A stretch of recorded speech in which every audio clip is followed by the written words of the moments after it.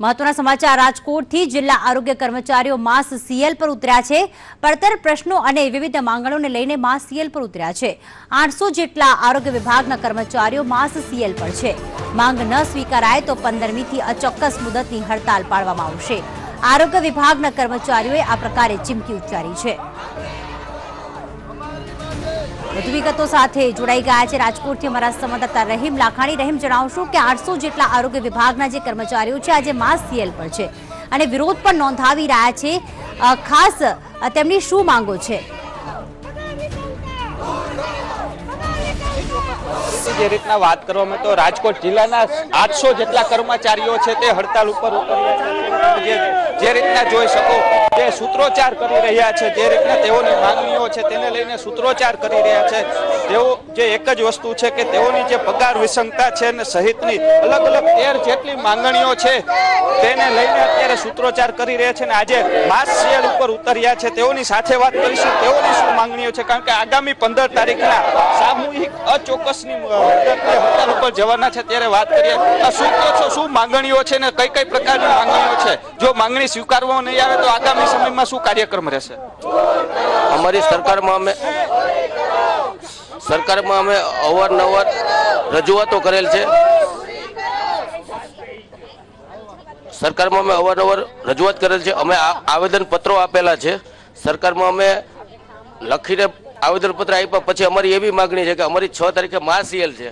અમારી માગણી 13 મુદ્દાની માગણી છે, એને સરકાર સત્વરે નિકાલ કરે। જો નિકાલ કરવામાં નહીં આવે તો 15 તારીખથી અમે અચોક્કસ મુદતની હડતાલ પાડીશું। કઈ કઈ પ્રકારની માંગણીઓ છે? અમારી મુખ્ય માંગણી છે ગ્રેડ પે। આજે તલાટી કમ મંત્રી અલગ અલગ કેડરના બધાની કક્ષાએ જ્યારે અમારો ગ્રેડ પે ઘણો ઓછો છે। અમારો પગાર બીજી બધી છે, જ્યારે 10+2 જે છે એની અમારું જે ભણતર છે એને ધ્યાનમાં રાખી અમારી કામગીરીને ધ્યાનમાં રાખતા અમારો પગાર ઘણો ઓછો છે।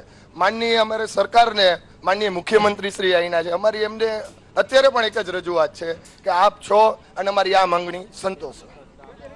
માંગણીઓ છે અલગ અલગ, તેઓને અનેકવાર રજૂઆત કરવામાં આવી છે। શું કહો છો, શું માંગણીઓ છે ને જો માંગણીઓ સ્વીકારવામાં નહીં આવે તો આગામી દિવસોમાં શું કાર્યક્રમ રહેશે? અત્યારે અમારી મુખ્ય માંગણી તો એક જ છે કે પગાર વિસંગતા દૂર કરો, બરોબર। અને બીજું કે અમે સરકારના પાયાના કર્મચારી છીએ કે જ્યાં ગુજરાત સરકારની સરકારી સેવા નથી પહોંચતી, એસટી પણ નથી પહોંચતી, એવી જગ્યાએ જઈને અમારો નર્સિંગ સ્ટાફ સેવા પહોંચાડે છે, બરોબર। હા, નર્સિંગ એટલે ભાઈઓ બહેનો બંને જણા એવી જગ્યાએ સેવા પહોંચાડે છે, બરોબર। જ્યાં આગળ જન્મ મરણથી માંડીને કિશોરી કે ડિલિવરી કે બધી જ સેવાઓ અમે પૂરી પાડીએ છીએ। જે પાયાની જરૂરિયાત છે, અમે સરકારના પાયાના કર્મચારી છીએ, હાથ પગ છીએ, બરોબર। મુખ્યમંત્રી અમારા છે, પ્રધાનમંત્રી પણ અમારા વિસ્તારના છે, છતાં પણ જો અમારા સાથે આવો અન્યાય થાય તો અમે હવે 15 તારીખ પછી અચોક્કસ મુદતની હડતાલમાં જવા માટે તૈયારી છીએ। વાત કરવામાં આવે નાના બાળકો સાથે તેઓ કામગીરી કરતા હોય છે, ભલે ગામના બાળકોનું ધ્યાન રાખે પણ પોતાના બાળકોને લઈને નોકરીએ જતા હોય છે। શું કહો છો બેન, કયા ગામમાં ફરજ બજાવો છો ને શું કામગીરી કરો? હું અત્યારે એવા વિસ્તારમાં ફરજ બજાવું છું જ્યાં લોકોને સમજાવવા પણ મારે મુશ્કેલ થઈ જાય છે। મારી બેબી અત્યારે 5 મહિનાની છે। હું મારું બાળકને 5 મહિનાનું ઘરે મૂકીને ફીડિંગ કરાવવા માટે ખાલી થોડીક વખત જ જવા માટે તૈયાર હોઉં છું। બાકી આખો દિવસ ફિલ્ડમાં એવી જગ્યાએ એવી રીતના સમજાવવા પડે છે કે સાવ એટલે સાવ ડલ વિસ્તાર છે। હું વિછિયા તાલુકાના સરતાનપર ગામમાં FW તરીકે છું। વાત કરવામાં આવે રાજકોટ જિલ્લાના છેવાડાના ગામડાઓ સુધી તેઓ કામગીરી કરતા હોય છે અને લોકોને સમજાવતા હોય છે। શું કહો છો, જે રીતના માંગણીઓ છે કઈ કઈ માંગણીઓ મુખ્ય રહેશે? 13 માંગણીઓ તો છે, તેમાં કઈ માંગણીઓનો સમાવેશ કરવામાં આવ્યો? મુખ્ય અમારી માંગણી છે એ પગાર વિસંગતતા છે, એ અમારી મુખ્ય માંગણીઓ છે। એ સિવાયની જે 13 માંગણીઓ છે એ પણ મુખ્ય જ છે। એમાં જે કર્મચારીઓ છે એને 0 કિલોમીટરમાં પીટીએ આપવું, નવા જિલ્લાઓ મંજૂર થયેલા છે ત્યાં સેટઅપ મંજૂર કરવું, પછી ફાર્માસિસ્ટની જગ્યાઓ મંજૂર કરવી, લેબટેકના જે ગ્રેડ પેની મુશ્કેલી છે એ દૂર કરવા, આવી કુલ 13 માંગણીઓ છે। એ છતાં પણ આ પાયાના કર્મચારીઓ છે, આ તમે ગુજરાત સરકાર છે એ જ્યારે સ્ત્રી સશક્તિકરણની વાત કરી રહી છે ત્યારે અત્યારે આ રાજકોટ જિલ્લાની 350 બહેનો જ્યારે રોડ ઉપર આવી ગઈ છે। અમે છેલ્લા 1.5 મહિનાથી આ સરકારમાં આંદોલન ચલાવી રહ્યા છીએ, છતાં પણ નોંધ લેવાની નથી। એ ખરેખર કર્મચારીની કે ગુજરાતની જનતાની આ કમનસીબી છે। રાજકોટ જિલ્લાના 950 કર્મચારી 6 કેડરના 950 કર્મચારીઓ છે. અત્યારે કુલ 600 કર્મચારીઓ હાજર રહી ગયા છે અને અમારું અહિંસક આંદોલન છે કે કર્મચારીઓ છે એ એક દિવસ એનો વેડફવાના નથી. આજે બ્લડ ડોનેશન કેમ્પ રાખ્યો છે અને કુલ 300 કર્મચારીઓ એગ્રી થઈ ગયા છે બ્લડ ડોનેશન કેમ્પ કરવામાં, બ્લડ ડોનેશન આપવા માટે.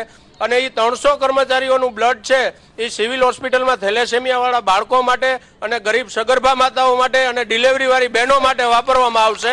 એટલે કર્મચારીઓ છે એનો એક દિવસ વેડફવાના નથી. ભલે સીએલ મૂકી પણ વેડફવાના નથી. આ છે એ સદુપયોગ કરવાના છીએ અમે.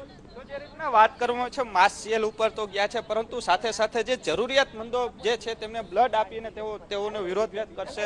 શું કહો છો બેન, જે રીતના વાત કરવામાં આવે કઈ કઈ પ્રકારની માંગણીઓ છે, શું માંગણીઓ રહેશે? ખાસ તમારી જે રીતના વાત કરવામાં આવે છે, શું કહો છો? અત્યારે કેટલા કર્મચારીઓ તમે હડતાલ ઉપર? અત્યારે રાજકોટ જિલ્લાના 950 કર્મચારીઓ માસ સીએલ ઉપર જોડાયેલા છે અને જરૂર પડે અચોક્કસ મુદતની હડતાલ કરશું.